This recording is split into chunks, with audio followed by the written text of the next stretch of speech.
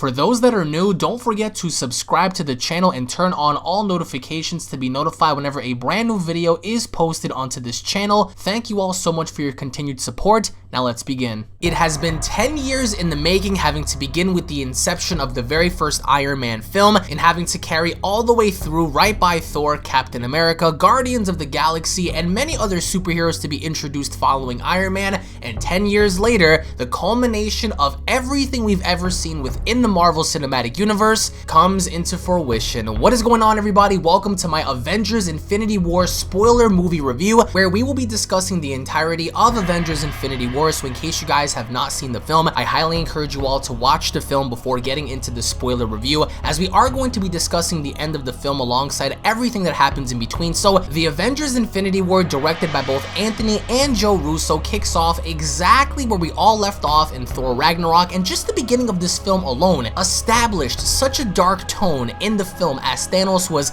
seen walking across Thor's ship in trying to get the Tesseract and obtaining the Space Stone. So right from the start, Thanos manages to not only showcase his dominance against some of Thor's people, but also against Thor, Loki, and of course Hulk. Now, the one disappointing factor of this film, I believe in my opinion, was the fact that Hulk was only shown in the beginning of the film, and ever since then, he was never featured in the film, aside from having Bruce Banner be the character portrayed, as opposed to seeing Hulk more in action as the film progressed. And that, to me, kind of like signified two things. Number one, it established the idea that later on in the film, the Hulk was actually too afraid to manifest himself onto the surface, because during the first encounter between Hulk and Thanos, it was such an incredible fight, because just when you thought that Hulk would have the upper hand in being such a physically impressive presence, we see how Thanos easily overpowers Hulk and beats him down into the ground. And I personally love this because we see how the children of Thanos were pretty much establishing the idea that it is an honor for them to die within the presence of Thanos and becoming the children of Thanos. So the Black Order, I think, definitely clicked for me in this film. But early on, we get to see how Loki was very condescending in trying to manipulate Thanos, and it didn't work until, of course, he told Thanos we have a Hulk. And as Hulk got beat down, he got beat down to the point where I really enjoyed Thanos' physical dominance over Hulk, because, you know, up until this point, we all assumed that Hulk was going to be the be-all, end-all for the Avengers, that he really doesn't have any match, until, of course, Thanos comes around and beats him down into the dirt. So once Hulk gets beat down, we get to see how eventually Loki hands over the Tesseract, because Thor was actually being held by the mercy of Thanos, as he had the Power Stone pretty much drilled into his temple. So to make a very long story short, we see early on, maybe in the first 10 minutes, how Thanos easily establishes his dominance by killing off Thor and almost killing Thor himself by blowing up his ship. Now, the moral purpose of this story was to establish that Thanos was out to get all of the Infinity Stones. Now, as he arrived on Thor's ship, he already had the Power Stone, in which Thor had established in the film and telling the Guardians of the Galaxy that Thanos had managed to obtain the Power Stone 1 week prior. And now, of course, he has the Space Stone, in which later prompts Thanos to tell the Black Order that the rest of the stones were actually located on Earth, and how he was going to go find the Soul Stone on his own. So now we see the Black Order head to Earth, and they're trying to obtain the Time Stone and the Mind Stone. And of course, Doctor Strange has the Time Stone and Vision has the Mind Stone. And with that being said, we also see how Thanos was out to find the Soul Stone and the Reality Stone, because he was still trying to obtain the rest of the stones he needed to establish his, order and his dominance throughout the universe. Now, Thanos' story reminds me so much of Zamasu from Dragon Ball Super, because he paints himself out to be this hero. He thinks that in order to cleanse and allow the universe to be balanced, he needs to commit mass genocide at random to keep, living beings, to keep whoever it was that he deemed unworthy from being able to use precious resources that he found to be very scarce in nature. So just like Zamasu, he had this twisted vision in saying, the only reason why he's killing off trillions of life forms is to bring balance to the universe. And I feel like to me personally, this kind of swayed away from the original Infinity Gauntlet story, because in the comics, he tried so hard to appease death, and he actually went about his methods in a very tactical but yet condescending way. Here, he was more or less in your face, trying to beat you down, and basically out for murder, out for blood from the get-go. He didn't have any motive of pleasing death, but the one time where we actually get to see Thanos be sentimental was when he was around his daughter Gamora, and I felt like we got to see a side of Thanos that we haven't seen before, because it really did resonate with the audience in the idea that Thanos actually cares about something more than his own power lust, and that's Gamora, in which later on in the story we see how Thanos sacrifices Gamora to obtain the Soul Stone, which was pretty remarkable in the idea that we finally get to see Red Skull, out of all people, talk to Thanos about what needs to be done in order to obtain the Soul Stone. And for the Soul Stone to be obtained, a soul must be sacrificed, or at least offered, that way the host can actually obtain the Soul Stone. So eventually we get to see how Thanos is beginning to mourn himself inside at the fact that he was going to sacrifice Gamora, and he did. So basically, to give you guys the rundown, these are the following people that die in the film. We get to see how Black Panther by the end dies, Winter Soldier dies, Spider-Man, Doctor Strange dies. Everybody within the Guardians of the Galaxy except for Rocket Raccoon dies. That includes Drax, Mantis, that also includes Gamora, Star-Lord, and of course many of the other civilians on Earth, because by the end of this movie, Thanos wins. So for the first time, all that we're left with are Nebula, Iron Man, Bruce Banner, Ant-Man, assumingly that he's out there somewhere in the world, that he hasn't been killed off, because Ant-Man was not shown in this film. However, Scarlet Witch, and of course War Machine. There are only a handful of people that survived this. Vision is dead, everybody is basically dead, and now by the end of the film, because I do want to go ahead and touch up on this, by the end of the film, Nick Fury is seen having to drive all around New York, and he looks up and, you know, people are disappearing and everything happens that pretty much signify chaos. And right before Nick Fury is about to reach out to somebody, he fades away, turns into dust, and we see this device drop on down onto the ground, and you see the words "sending" on top of the screen, and then we see how Captain Marvel's logo pops up. Now, for anyone out there who doesn't know who Captain Marvel is, basically, to sum it up, she is essentially like the Superman of the Marvel Cinematic Universe. She is incredibly OP'd, and I'm fairly certain that with Captain Marvel on the team, they're going to overpower Thanos by the end of the Avengers Infinity War Part 2 movie and bring everybody back, because by the end of this, it just looks like all hope is lost. And every single time Thanos was out there and trying to collect the stones, he made it so aggressive to where he was warping reality. He was using, I think, the Power Stone and the Space Stone more than anything else. He only used the Time Stone, I would have to say, twice in his efforts on surviving the fight against Thor, because finally Thor has a brand new hammer, and with that being said, or axe, however you want to consider it, and he drove that into Thanos' body before Thanos told Thor, "You should have aimed for the head, you should have went for the head rather than attacking his chest," and thus reversing time and having to escape. So by the end, Thanos escapes. But however, we also get to see how Vision technically dies twice, because he was being hunted down by the Black Order since the beginning, and he was in a very weakened state. So Captain America and everybody else established the idea that in order for Thanos not to have all six, the Mind Stone needs to be destroyed.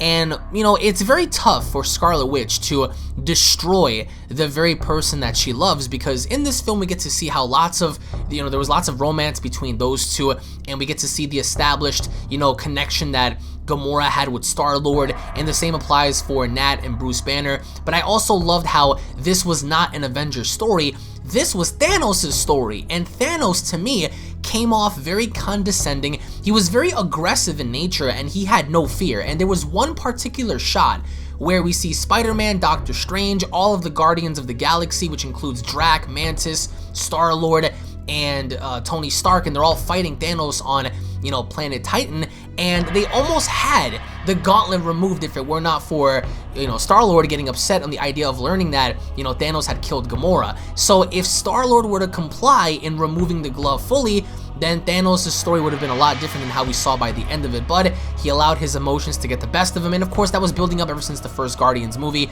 Guardians 2, so that established itself in the idea that this man cared for Gamora so much that he didn't care about removing the gauntlet, he cared about just beating Thanos' face in.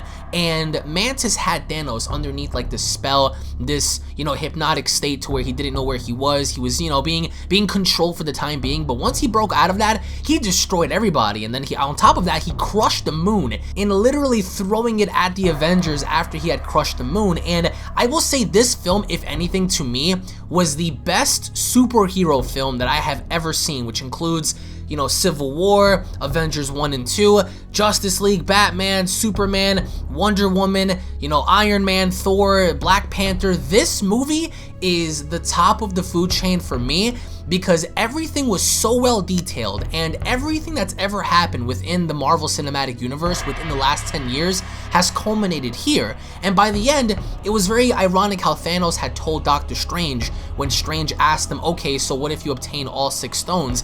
Then what? We see how Thanos casually tells him, then I get to rest. Then I get to sit there and watch the sunrise over a balanced universe.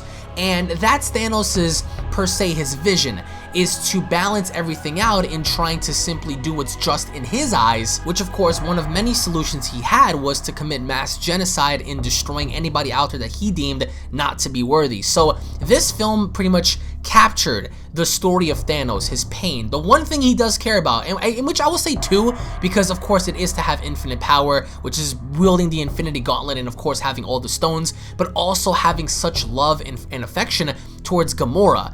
And I really did enjoy how, you know, he referenced her as little one. You know, he really did care about her a lot. You can see that because when Thanos was interacting with other people, he was very aggressive, he was very hostile, he was very nasty. But when it came to Gamora, he really showed sympathy. He showed that there was a side to him that could really be reached, and only by Gamora herself. And to the extent of Gamora's character, she was able to tap into that, of course, until Thanos realized that she was lying, and the reason why he caught her in a lie was because this whole time Gamora knew where the Soul Stone was, and she burned the map to it. She knew the location, but she didn't have the map because she swore that she wasn't going to reveal anything, and she even told Star-Lord that if Thanos were to capture her, to kill her on the spot. She would rather die than tell Thanos where the stone was. But of course, you know, Thanos had an ultimatum towards Gamora and letting her know, hey, so it's either Nebula dies or you're gonna give me the stone and she lives.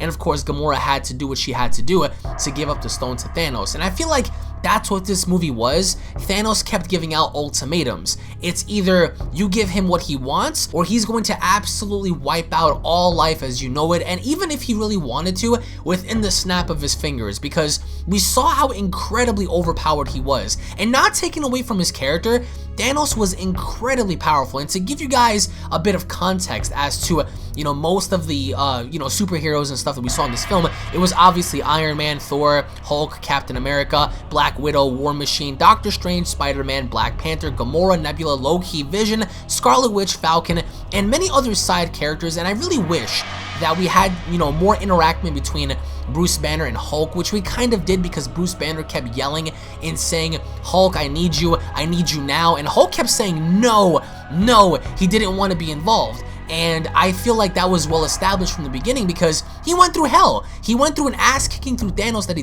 did not want to experience again. But also to add on to that, I really felt as if they could have had a really good shot in showcasing Ant-Man here, and it would have been really cool to see that. However, I don't know why they didn't really include Ant-Man. Even though they were in hiding, it still would have been pretty cool to see. But I think in the long run, this definitely sets up for more characters having to be introduced. Now, if you're wondering about, you know, Adam Warlock, he was not mentioned in this film, which kind of sucks because Adam Warlock was a key figure and component within the comics of stopping Thanos, which I think was pretty cool. But, you know, in the long run, it's like they didn't really have anything for him here, but I'm really hoping to see him in the long run. Also, Captain Marvel, she's going to be up next in having to help the Avengers or whatever's left to fight Thanos. Now, we don't know in which direction they're going to go in for Thanos' character in Avengers Infinity War Part 2. Now, the reason why I say that is because I do think that they might go with the route of imprisoning Thanos, in which we are going to touch up on in another video on this channel. But if anything, if they manage to kill him off, the best way to kill off Thanos, I think, would be to collectively allow everyone to not only outsmart Thanos, but allowing Captain Marvel to just grab the Infinity Gauntlet for a split moment in reversing time and bringing everybody back, and thus we have Thanos, who could potentially not have the Infinity Gauntlet, of course having to fight all the Avengers at once, or of course if you want to allow him to have it, that's also going to be very interesting in seeing how everyone fights him together while he has it. But I think that if they're going to kill him off, it's going to be quite sad, because I do think that, again, I gravitated towards Thanos so much because Josh Brolin did such a wonderful job in portraying Thanos that I don't think anybody else would have done as equal to or better job as he did for this specific character. Now, I also want to go on ahead and talk about how each individual battle felt so big, and I really did enjoy the Black Order, even though their job was to hunt down the people that had the Infinity Stones and bringing it back to Thanos. I love their dark establishment in trying to do whatever it needed to be done for them to get the job done, and they did a great job in doing so because they actually felt like a threat. And I do say, for the first time in a Marvel film, we get to actually see how a villain actually wins, which is pretty cool.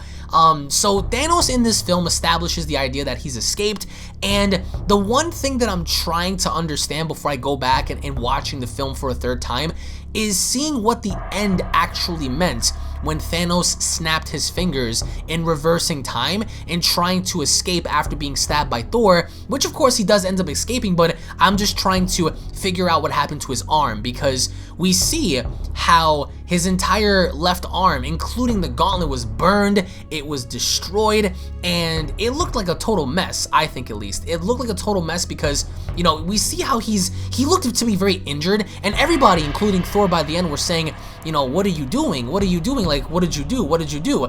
And what's interesting about this is the fact that by the end, Thanos just barely manages to escape after being stabbed, and he goes back, he goes to this planet, this unknown place, where it looks pretty nice, and he emerges from like this little hut or this little, you know, cavern or whatever, and he sits down and he smiles because he knows that in the end he's won and nobody can oppose him because of what he did. And I felt like that was a true testament to his character, because that's who he was all along, the Mad Titan. But there are lots of other things that we're going to explore and talk about in future videos, of course, but this film, hands down, the best superhero film I would have to say ever, because it literally established so much in taking everything that we've seen and culminating that in one film. They did it the right way, and I wouldn't have wanted anybody else to direct this film if it were not the Russo brothers. So let me know your thoughts down below, guys, as to what you guys felt about the Avengers. Thank you all so much for watching, guys. Once again, if you guys are new to this channel, punch that subscribe button, guys, turn on all notifications, leave a like down below to show your love and support, tune back in for more,